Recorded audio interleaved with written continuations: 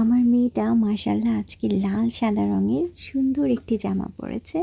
আর এই জামাটা তার নানু বাংলাদেশ থেকে নিয়ে এসেছে বৈশাখী মেলায় যাওয়ার জন্য।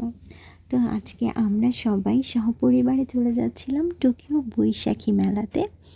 আর আজকের ওয়েদারটা খুব দারুণ ছিল, যদিও একটু বাতাস ছিল কিন্তু বৃষ্টি ছিল না, যে এটাই তো হচ্ছে শুকরিয়া। আর আমি লাল সাদা রঙের এই শাড়িটা পরেছিলাম। হ্যালো বলো তো, হ্যালো হাই বলো, হাই বলো। আমি করলাম না নিজে মামা মামা এই যে হা হা হা হা হা হা। মামা বাই বাই মনটা খারাপ কেন? Bye bye. এই যে আমার শাড়িটাও আম্মু বাংলাদেশ থেকে নিয়ে এসেছিল বৈশাখী মেলাতে পরে যাওয়ার জন্য। আর এই তো মেলায় আসলে যখন হচ্ছে দেখি সব আপুরা ভাবিরা লাল সাদা রঙের শাড়ি পরে আছে, তখনই আসলে মনে হয় এই যে বৈশাখ নেমে এসেছে আর কি। তো আমরা মেলায় পৌঁছে গেলাম সবাই। আমাদের সাথে রামিসা ছিল আজকে, মামা মামি হচ্ছে মেলায় আসেনি কিন্তু রামিসা আমাদের সাথে এসেছে। তো আমরা এখন হচ্ছে মেলায় প্রবেশ করব। এটা হচ্ছে মেলার বাইরের দিকটা। জাপানের ইকিবুকুরো নিশিগুচিতেই এই কয়েনটা মানুষের কাছে এমনিতেই অনেক পপুলার। আর তাছাড়া প্রতি বছর এখানে বাঙালিদের বৈশাখী মেলা হয়। এটা শুধু বাংলাদেশিদের জন্য না, আরও অন্যান্য ভিনদেশিদের জন্য এটা একটা আগ্রহের কেন্দ্রবিন্দু। কারণ আপনি এই মেলাতে এসে দেখবেন সব দেশের মানুষই প্রায় পেয়ে যাবেন।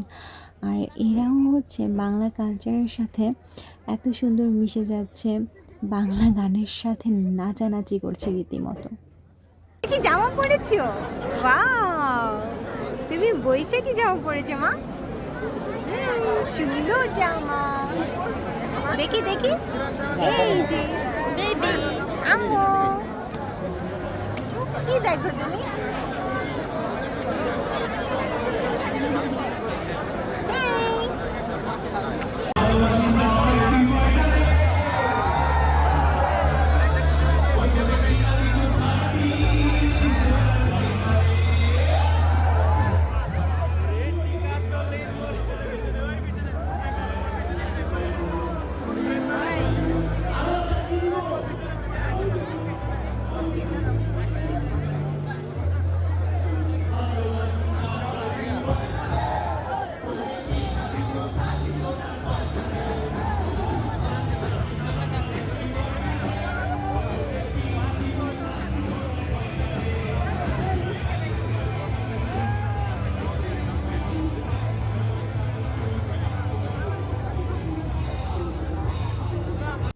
বৈশাখী মেলায় সকাল থেকেই বিভিন্ন ধরনের সাংস্কৃতিক অনুষ্ঠানের আয়োজন করা হয়ে থাকে। তাছাড়া দেশ থেকে আসা শিল্পীরা তো গান গেয়ে মাতিয়ে রাখেনি। আর এখানে হচ্ছে বাঙালি যেহেতু আমরা বাংলাদেশি, আমরা তো ভোজন বিলাসী। মেলায় এসেছি, খাবারের কথা তো না বললেই না। এখানে অনেক অনেক স্টল ছিল যেগুলাতে হচ্ছে খাবার পাওয়া যাচ্ছিল। আমরা হচ্ছে খেয়েছিলাম চিকেন টিক্কা আর সমোচা। আর মেলাতে আসলে ঝালমুড়ি, চটপটি, ফুচকা এগুলো না খেলে তো আসলে চলেই না। আমরা হচ্ছে যেহেতু দুপুরবেলা ছিল, সবার পেটে অনেক ক্ষুধাও ছিল, সো আমরা হচ্ছে খাওয়া দাওয়ার পর্ব শেষ করলাম। আর বিরিয়ানিও ছিল কিন্তু।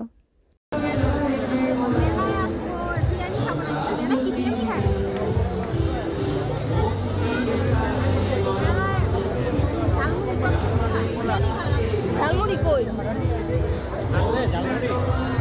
আরো কারো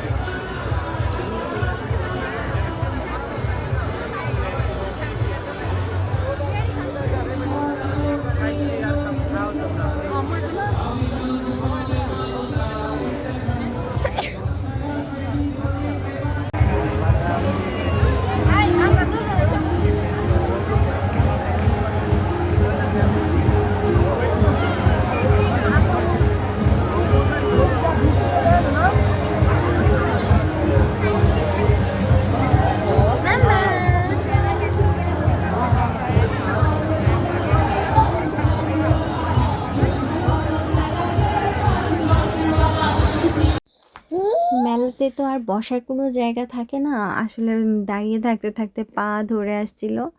তো কি আর করার, সামনের দিকে একটু বসার জায়গা আছে, আমরা অতটা সামনে যাইনি কারণ সামনে যথেষ্ট মানে অনেক ভিড়ও, আর সবাই নাচানাচি করছে, লাফাচ্ছে গানের সাথে। এর জন্য আমরা একটু পেছন থেকেই মেলাটা উপভোগ করছিলাম।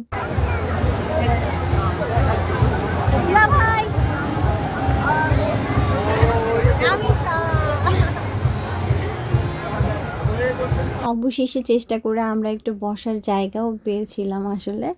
আর এই কয়েনটা তো খুবই সুন্দর, আমরা পেছন থেকেই ওই স্ক্রিনে সব কিছু দেখতে পাচ্ছিলাম, সামনের স্টেজে কি হচ্ছে সেটা দেখতে না পারলেও আর কি দূর থেকেই ভালো লাগছিল দেখতে।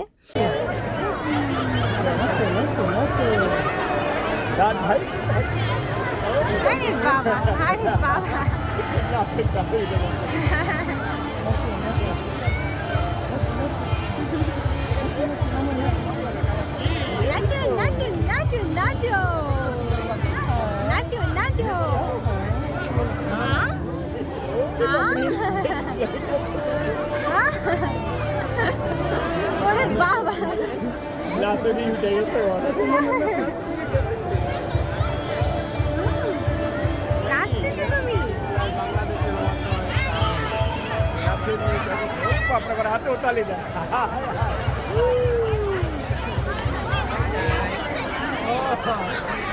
পাস করে হালাইব আর এই নাচ শিখাইবে ভালো করে।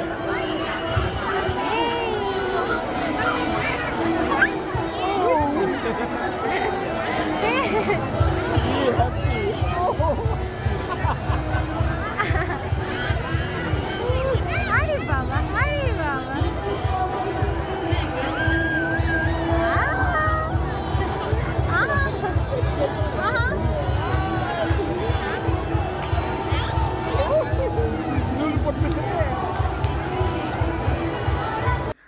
আমার তো মেলায় যাওয়া সার্থক হয়ে গেছে, কারণ আমার মেয়ে খুবই এনজয় করেছে সারাটাক্ষণ এবং আমাকে একটুও বিরক্ত করেনি। ও যখনই মিউজিক বাজছিল মিউজিকের সাথে সাথে তার মানে নাচের তাল উঠে যাচ্ছিল, এরকম অবস্থা।